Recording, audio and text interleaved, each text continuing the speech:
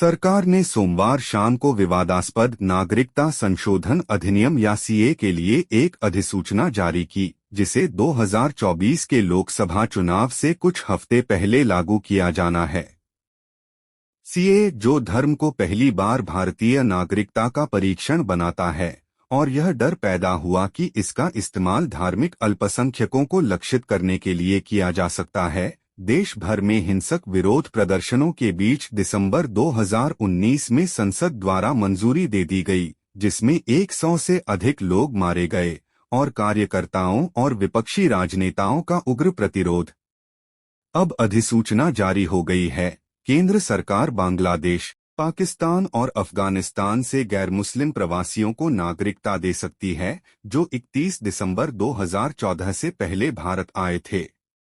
गृह मंत्रालय के एक प्रवक्ता ने कहा कि पात्र व्यक्ति पूरी तरह से ऑनलाइन मोड में आवेदन जमा कर सकते हैं। एक अधिकारी ने कहा, आवेदकों से कोई अन्य दस्तावेज नहीं मांगा जाएगा।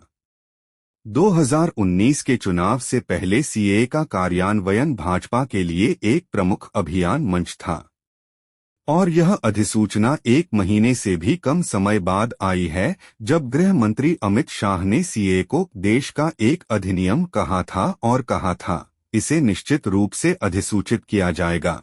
सीए चुनाव से पहले लागू होगा।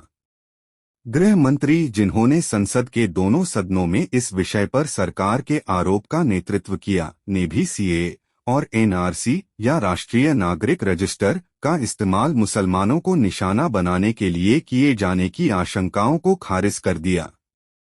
उन्होंने बंगाल की मुख्यमंत्री ममता बनर्जी, जो लंबे समय से सीए की सबसे उग्र और मुखर आलोचकों में से एक रही हैं, पर जानबूझकर इस विषय पर अपने राज्य के लोगों को गुमराह करने का आरोप लगाया। बंगाल 42 लोकसभा सीटों के साथ भाजपा के लिए एक प्रमुख युद्ध का मैदान बन रहा है, क्योंकि वह 370 के अपने लक्ष्य तक पहुंचने की कोशिश कर रही है।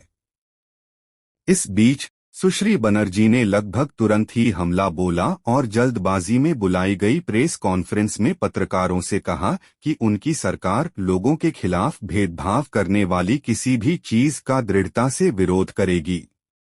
उन्होंने घोषणा की, अगर कोई भेदभाव है तो हम इसे स्वीकार नहीं करेंगे, चाहे वह धर्म, जाति या भाषाई हो। वे 2 दिनों में किसी को नागरिकता नहीं दे पाएंगे।